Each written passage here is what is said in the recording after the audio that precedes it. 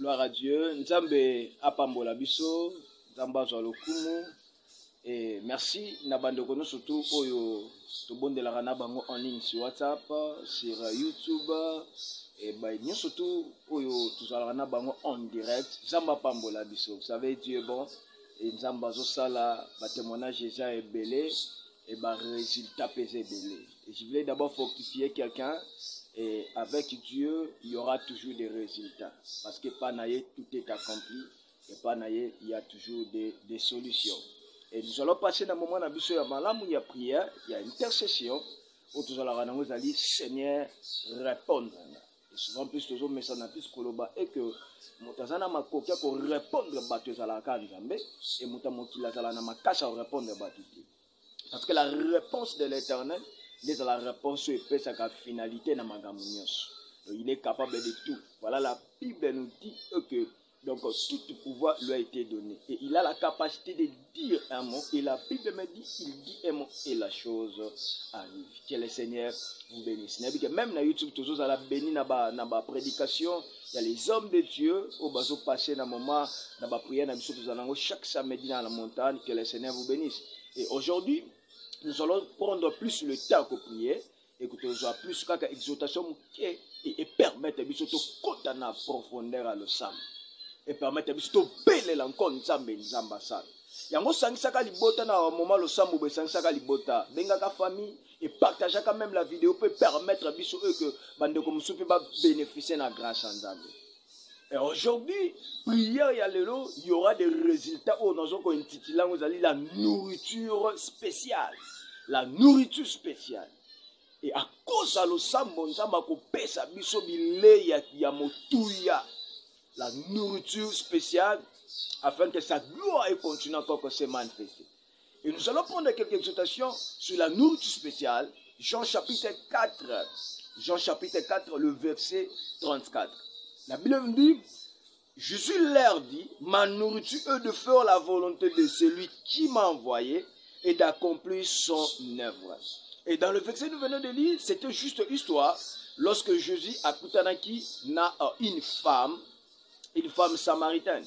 Et la Bible me dit que cette femme a bandaki ko puiser de l'eau et arrivé à Jésus, Jésus a sengi encore maï. Et la Bible me dit que Jésus a eu comme faim.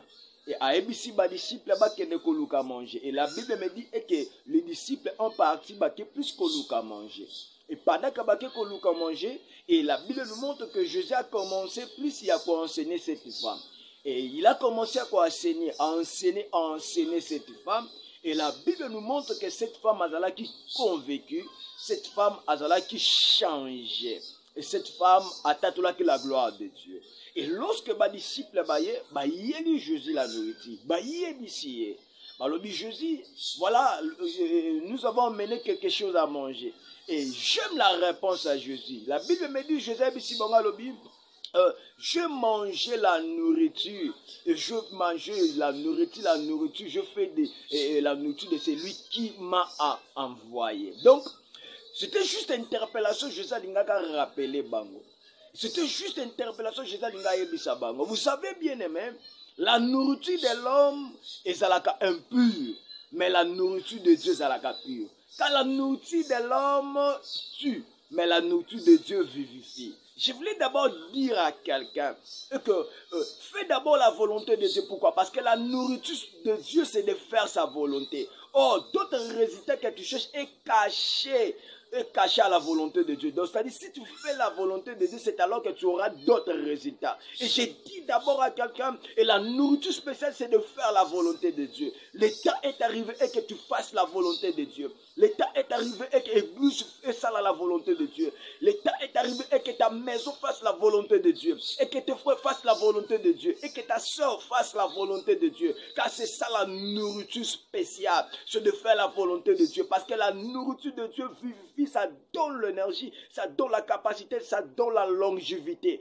Et j'ai dit à quelqu'un que la nourriture de Dieu pèse encore résultat dans tous les domaines et que tu te mets la grandeur de Dieu. Et la Bible nous montre que Lorsque les enfants d'Israël, bazalaki dans la Bible, man lo le fongama et man ekita, j'ai dit à quelqu'un, tika nzamba fongola lola, oso nourriture so ou te panaye, parce que nourriture so ou te panaye, en d'autres termes, mais ça aussi résultat, et ça aussi témoignage, et ça aussi guérison, et ça aussi changement, et ça aussi restauration dans tous les domaines. Tika nzamba fongola lola, au prix kabika ma pe témoignage naye, au témoigner grandeur en likambo yezo déranger ta vie et le kinzambe na makasité. La Bible nous montre qu'il a la capacité qu'on longola yango ya kolongola yango pour témoigner sa grandeur. Tu as le pourquoi nzambe visiter ta vie là où tu es au puis kaba résultat spécial en nzambe au témoigner grandeur en nzambe et que nzamba pesingande la nourriture spéciale à bon nzambe na ye de maintenant et pour nous allons passer plus dans moment le sam. Et na batu mususu ba nourriture mususu ba zo na vie na bango et ya pour nuire bango. Et na batu mususu ba nourriture ba zo na kati ya famille et comment même que baby sa leur à venir et baby si même foyer et baby si même foyer et baby si bana et baby si vie nourriture nini o et baby sa ta vie o et baby sa foyer. On remarque que ça nourriture moko impure, nourriture moya ma paix, même si c'est ça péché, ça mbalola ko longola, ko peso décision afin que otika péché pas ko pardonner. Même si ça combat nzamba ko longola yango. Même si ça réalité ni ne ça ko se passer nzamba ko longola yango. Nourriture nini oyo remarka na vie, oyo monaka, ti le so résister. Ça peut être comme sous nourriture, il y a bolemou, il y a manque à prière. Nzamba kopé so makasi, tu vas monter. Kobanga ke l'autre côté parce que nzamba za capable na nyos. Et aza nzambo yenda koki na nyos. Même si bon mona ki famille ça là qui menace et nzamba za na makoka ko résoudre pas sa résultat. Et l'autre banque sabino ezate parce que nzambe ndazali. Et là nous sommes réalisant la présence de Dieu. Ça l'a concentré, réaliser la présence de Dieu et nous allons prier. Nous allons prendre le soye d'abord ensemble. Le ban l'éternel. Na yekopé son merci parce que ce qui dit les lots naza en vie. Et ça n'est ngolupe grâce à bon zambe na yo. Le ban l'éternel ça makasa bata mokilité. Ça makasa famille nangate. Quand c'est ça de makasi na yo pe ngolu na yo. Et là où nous sommes, banako sambe la paix ça d'abord ensemble merci. Prions le Seigneur, alléluia. Le tout puissant Nzamba lola Nzamba bikam. Ton père son merci le roi des rois. Ton père son merci le Dieu grand. Ton père son merci le Dieu capable. Ce qui dit les autres envies sous ma siège d'année ngolu na yo pesa grâce na yo. Zama kasa bata mokilité ya mama mokilité mezande ya yo Yesu. Ya ngonsampe ya lola Nzamba makoki ton père son merci. Le roi des rois le tout puissant ton père son merci. Le Dieu grand le Dieu capable ton père son merci. Merci pour nous ça mon père na pema. Merci pour nous battre le bomba na puissance à bon zambe na yo. Muta bomba ka lokola yo azate. Muta protéger ka lokola yo azate. Muta limbisa ka même mabe lokola yo azate. Au nom de Jésus de Nazareth. Gloire à Dieu. Merci Jésus. Tozo bonde lo so yebisa nzambe. Uzoloba na l'éternel. Yebisa nzambe Seigneur. Na finanga na sanyika nga yonde nzambo dominer. Na famille, na foyer, yebisa nzambe, yonde kako dominer. Parce que la Bible nous montre qu'il est le Dieu jaloux kabola lokum na mutute. Yebisa nzambe, dans ma vie kaka yonde dominer. Prions le Seigneur, alléluia. Le tout puissant nzamba lola nzamba bilembo. Na promo inabiso nzambe kaka yo dominer. Mo susu te Yesu. Kaka yonde dominer na gloire na yo. Kaka yonde dominer na grandeur na yo. Kaka yonde dominer na capacité na yo. Posa nzambe ya lola nzamba solution. C'est na mo susute kaka yo Yesu. Mo susute le Dieu kaka yo le tout puissant. Yango to senge pa no nzamba bilembo dominer dans nos vies. Dominer le roi des rois, dominer le Dieu grand, dominer la capacité na yo, dominer la puissance na yo, dominer l'autorité na yo. Au nom de Jésus secret. Oh Père nzamba bika moi, yonde dominer. Pour ça le Dieu grand.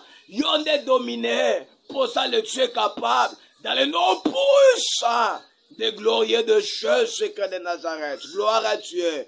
Tout ce monde de l'osoye bisandam, l'obon à l'éternel Seigneur, na senge pano, Yesu, tala bien na bomo nanga bien aimé nourriture nini oyo zwa oyo lia oyo zwaka oyo evande sa ya nzambe te to sepelisaka yo te yebisa nzambe na senge pano le roi des rois oyo nyonso te bengami nourriture impure nourriture ya bakomba nourriture ya baregret nourriture ya bolembu nourriture ya impudicité nourriture ya mipepa mabe nourriture ya baéchec nourriture ya complication nourriture ya humiliation nourriture ya bamfutuma nyonso bengami nourriture ya mabe banda koyebisa nzambe alola elongo etika ta vie prions le Seigneur alléluia le tout puissant nzambe alola nzambe makasi oyo nyonso bengami nourriture impure ezaleza nourriture à combat nourriture ya complication ya mipepa mabe ya humiliation ce n'est elongo etika famille oyo au nom des jeux secrets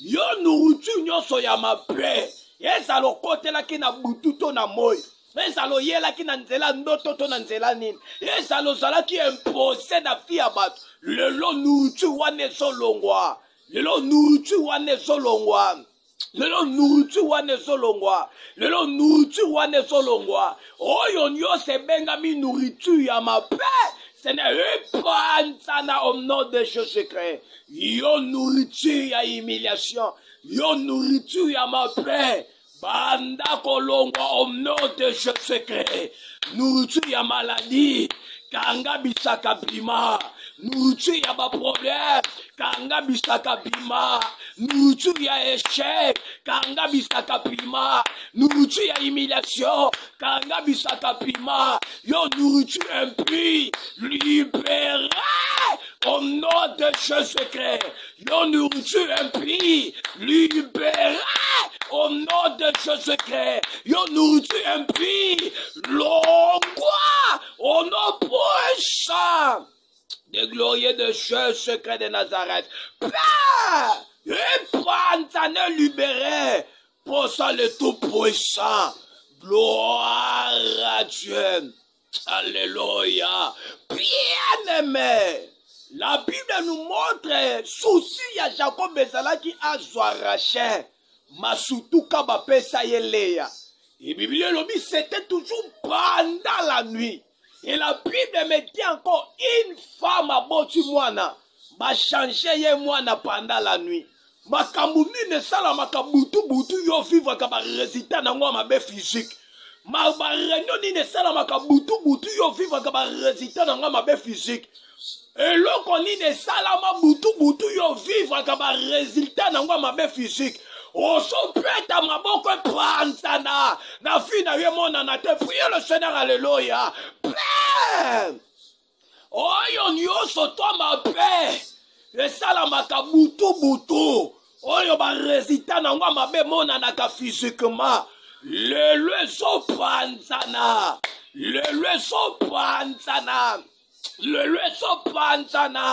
oyo nyonso to ya mabe le solongwa, libéré, kanga bisaka. Prima, le son libéré, Oyo nyoso te salama mabe butu. Et bimisa ba résultat physiquement, le son pranzana, le son libéré. Longwa,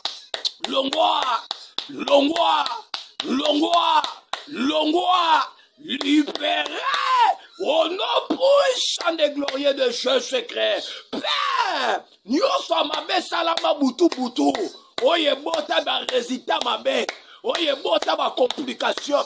Oye bota vie ya mabe. Oye s'imposama na vie. Zamba lola quelque chose sous nango to racine nango. Et so libéré vie oyo. Et so tika famille oyo. Et so kanga bisaka. Et so prima. Et libéré au nom puissant des glorieux de Dieu secret de Nazareth. Gloire à Dieu. Bien-aimé, toso ponde loso yebisanza. Oyo nyose benga mi ba visitation ya mabe. Loba nango obosa na kia direct. Na fi nango kokoma te. Na famille nango kokoma te. Na makamu nango komona na te. Soke profita ki lelo so longwa. Prions le Seigneur, alléluia. Père. oyo nyonso ebengami ba mauvaise visitation nzambe ya lola ce n'est pas nzana au nom des choses secrets yo visitation molili karanga bisaka libéré yo visitation ya mabe karanga bisaka libéré okomona na te au nom des choses secrets visitation maladie visitation ba combat visitation ba problème visitation humiliation visitation ya échec visitation rien ne marche visitation mi peut pas mabe le leçon libéra au nom puissant de glorieux de Jésus secret de Nazareth nzambe ya lola nzamba bikamwa ba visitation wana epansana ma visitation wana epikwama ezala neutralisée au nom puissant de glorieux de Jésus secret de Nazareth. Oh le roi des rois, dans le nom de Jésus secret. Bien-aimé, nous sommes de la maintenant soyez bisanzam.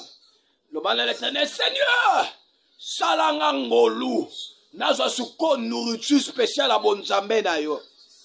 Oyo eza kimia, oyo eza solution, oyo eza changement, oyo eza témoignage, oyo eza ba grande chose. Yebisa nzambe salanga ngolu nazo nourriture spéciale à bonzambe na yo. Pelo ban de l'éternel salanga ngolu na pratiquer ndeoza nourriture spéciale à bonzambe na yo, ce qui est ta volonté. Prions le Seigneur, alléluia. Père, Seigneur na vie oyo kaka nourriture à bonzambe non de kota. Na vie oyo asala ndo esa ta volonté. Vie et témoigner volonté bonzambe na yo. Pesa ba résultat volonté bonzambe na yo. Ba résultat volonté moculité. Ba résultat volonté kolelate. Ba résultat volonté ya ba échec te. Ba résultat da volonté bonzambe na yo. Seigneur koti sango posa le tout puissant. Seigneur koti sango posa le Dieu grand. Seigneur koti sango posa le Dieu capable. Zampe ya lola nzamba bikamwa. Cela na puissance à bonzambe na yo. Yesu libota oyo. Yesu ane nourriture spéciale à bonzambe na yo. Na kombo na Yesu Masia. Posa le Dieu grand. Posa le Dieu capable. Moko na moko sala ndio sa volonté na yo. Au nom de Jésus secret. Gloire à Dieu. Patela kimia je vais clôturer. Le tout puissant. Le Dieu capable, nzamba lola nzamba solution. To senge prano Yesu Masia. Soki liboso to bande ko vivre ba nourriture impure. Ce n'est pas nourriture impure wane panzana. Kasi to senge prano nzamba lola. Koti se la bisonde ba nourriture spéciale a bonzambe na yo. Soki liboso ba nourriture ama peu fanda ki na ba vie. Le lo est pris metika place au nom des choses secrets. Soki liboso nzambe ya lola. Vie bande ko sala makamu non selon ta volonté ba bêtise wana si na pona libela to senge pano Yesu bisika sengo sanga ki kotisa sengo bisika kimia sanga ki kotisa kimia bisika solution sanga ki pesa solution bisika changement sanga ki pesa changement ba témoignage pe ba résultat na yo monana au nom puissant et glorieux de Jésus de Nazareth prends nzamba lola nzamba solution sala na puissance na yo. Et que ma nourriture spéciale des quotas dans nos vies, et quotas dans nos familles de maintenant, et pour toujours, dans le nom des jeux secrets. Nous avons ainsi prié. Amen. Gloire à Dieu. Merci, que le Seigneur vous bénisse. C'est moi votre humble serviteur, porte-journateur de 1 heure, le responsable de l'église, les missionnaires du Christ. Nzambe apambola biso. Et merci Nabandoko, nous surtout au bazo partager vidéo, partager et que le Seigneur est là pour nous saluer la biso bola. Et programme la biso toba chaque mercredi, toujours na 16h. Et ne ratez pas, ne manquez pas, ça là qu'il faut au bénéfice à Ranango et ça malam. Et merci Nabandoko, nous surtout bazana bangola par-ci par-là balanda qui babenga qui et balobaki na biso par rapport il y a les sundi tu as soutenance ndenge bangi ba soutenir œuvre de Dieu, ba soutenir ministère et ba tindaka aussi leur offrande et ba nyonso to ba bengaki bientôt to rotinde la biso ezali moyen pour tout travaux transfert ka ezali ba offrande na bino et merci qui moyen même ezali komela biso na WhatsApp to peso coordonnées ba coordonnées nyonso oyo permettre otinda offrande na yo otinda lisungi na yo et komela biso na WhatsApp plus 243 89 59 14 239 et bandeko nyonso toza na sujet de prière tinda toujours na WhatsApp plus 243 89 59 14 239 et même numéro il y a appel appelez-nous tinda ba sujet nous sommes là pour la gloire de Dieu. Zamba pambola biso angonge koki o témoigner la grandeur de Dieu. O beta lisola sika. Donc il y a même ata 25 boules. Pasangisi na misili na dongo lobi en tout cas nzamba za na bombo. Que le Seigneur vous bénisse. Merci. Bye bye. Bye bye. Nzambe apambola biso. Zamba pambola bande kono surtout. Que le Seigneur vous bénisse. Bye bye.